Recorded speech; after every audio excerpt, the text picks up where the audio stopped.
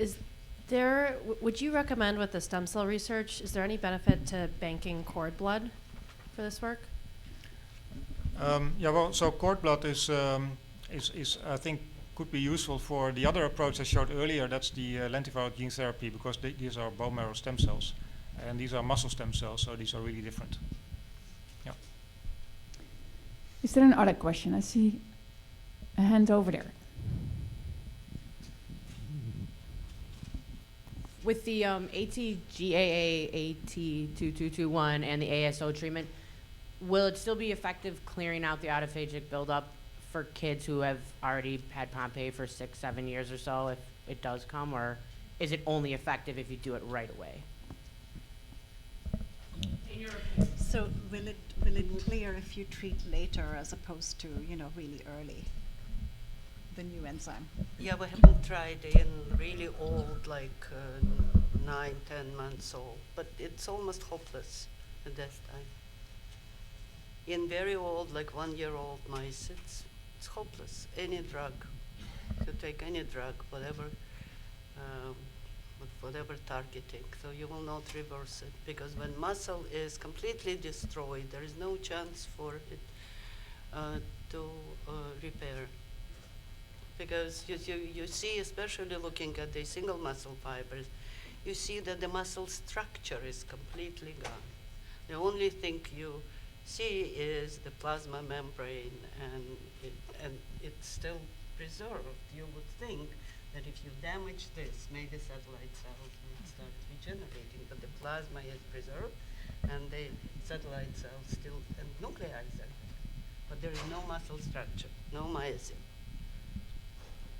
So presumably we need combination treatment, perhaps, a way of regenerating stem cells and stabilizing the damage already done. Yeah, I think to regenerate muscle, you probably need, or for sure, you'll need kind of a reset. So you need to clear the debris, because you get fat replacement and you get connective tissue. So that needs to be removed. But I think so. The experiments for muscle regeneration always involve pre-treatment, like the bone marrow transplantation. If you don't do the pre-treatment, it will never work. So in the case of the bone marrow transplantation, you create space by actually killing bone marrow cells that are normally there.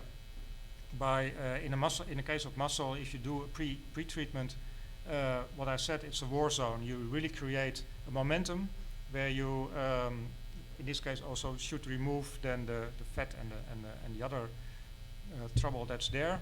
And it's a momentum of regeneration, and at that momentum you can then make new muscle. So you make it worse before you make it Yes, better. you make it worse before you get it better. Yeah. Okay, is there an additional question? So, over there. Hi, if you have given a muscle biopsy, how long before you can start on a trial, and how many patients will you be accepting?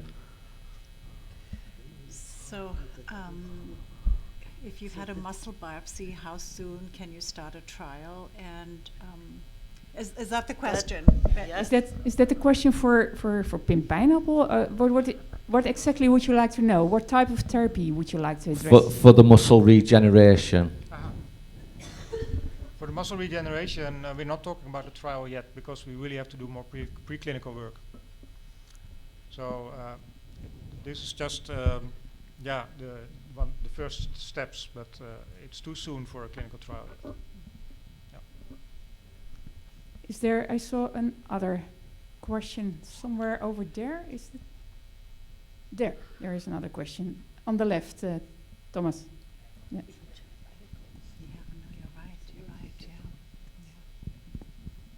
So it was touched on for a brief second on the stem cell presentation. I guess just a vague question, with medical and science technology, the whole CRISPR-Cas9, what possibilities does it open up for Pompe? Is it endless? The question I think needs to be asked, especially now, 2019, where can we go with that whole development? So.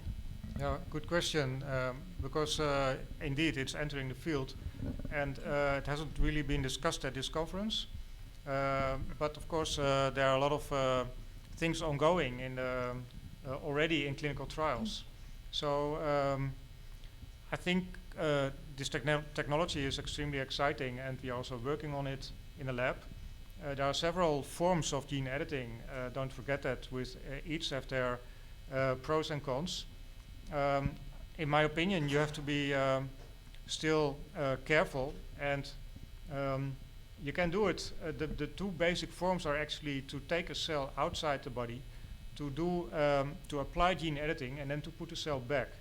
That is one form, and that is like also applied for blood disorders.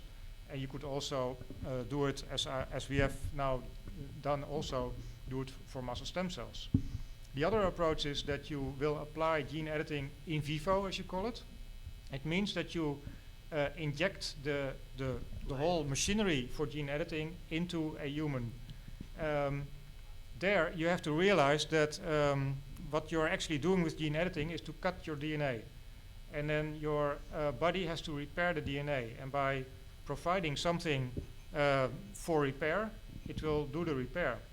But the cutting goes on. And the most important thing that needs to be considered is the long-term expression of the enzymes that do the cutting. And that is a safety risk that needs to be addressed. So I think this is something, so you need to shut down also the enzyme, and you only want a short period where you have this cutting, and then also it only needs to be or should be done at the right place. So these are all issues that the scientific community is working on, and it's very important to, and actually there are big steps in making it more precise, more efficient, more safe, and I think it's going to be, for the in vivo application, it's still too soon, so I would be very cautious about that. I know there are clinical trials, but I'm really very worried about them. For the ex vivo, so take a cell, do the gene editing, it's a different story, because you can do your quality control before you decide to put the cell back. So this is, Okay. yeah. Okay, and there's another question over here. And are there more questions just to see already? Oh, over there. Yeah.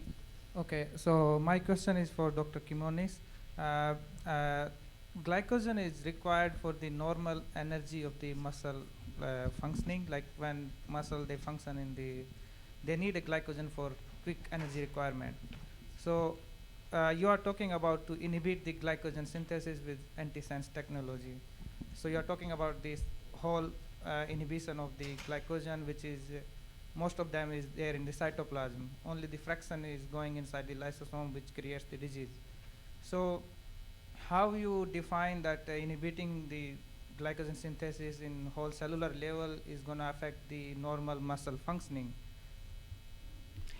I think Nina has done a lot of work indicating, so he's asking about the glycogen once he's inhibiting in the muscle. Why?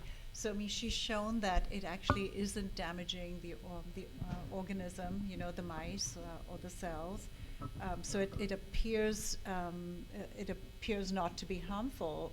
Of course, you know, we've not tried it in humans as yet, but in the mice, you know, it doesn't seem to be harmful, except for the data that I've shown you, where glycogen synthase 2 affected the weight, and there was some evidence of toxicity, but the other mice were fine.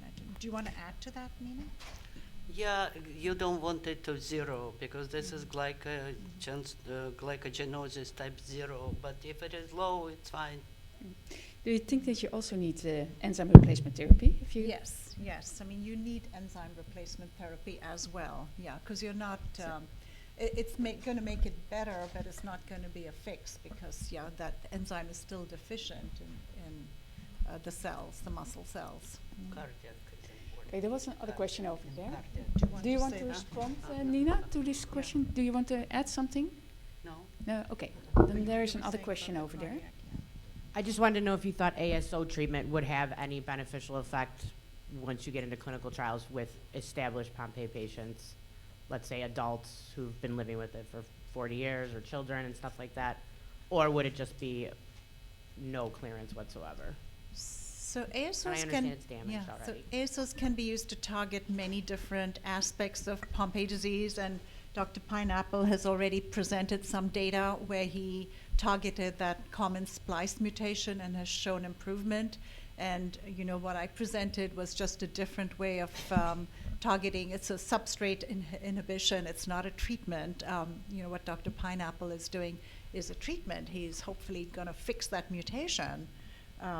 I don't know if you want to expand on that. It's a small molecule, that's the advantage. You can do it in addition to. Could you Yeah, yeah. So, That's- so it's a small molecule, and you do it as a combination treatment. Mm-hmm. Yeah. Yeah, indeed, it's fundamentally different. Substrate reduction versus targeting the mutation and restoring it to a normal function. Mm-hmm. Yeah. So maybe it's complementary. Mm-hmm. Okay. Is there Mhm. still another question? Can I ask you a question, Nina? So No. No? Okay. No. No, I was wondering about you in your product. If I have it correct, you combine the enzyme with the chaperone, Yes. right? So yes. have you tested the enzyme on its own because it's produced? I have also? not. Yeah, No. I have not, and I wanted to, Hmm. but the Amicus with the company with which we are collaborating, they're not allowed me to No. do this because it's their product. That's what it is, and Yeah. I cannot. I'd like to. I would love Yeah. to. Secretly? No. Nina, you tested the product of your knockout mice, and these mice are fully deficient of alpha-glucosidase. Do you think that if you look at the timing of the treatment, what would you say if you look at the knockout mice and, for example, patients who have residual activity, what would you recommend with respect to the treatment? This is, Hans, this is about my pay grade. What is it? What is this? I do not recommend anything. I Okay. can't. Okay. Now, I think this was a very nice end and a very good last remark from Nina. And I think I would like to end it here.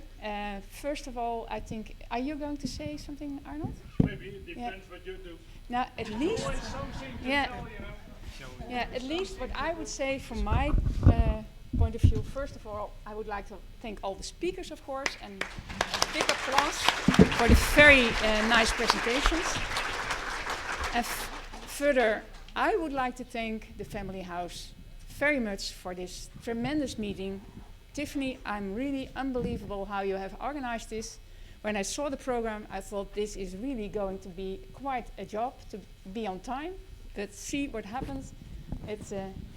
You succeeded to do this so. And I think it was from my part at least, it was a very stimulating meeting, and I hope that I can talk for everybody here. It was a really, from my point of view, a big success, and it was also very rewarding and stimulating to meet you all as patients.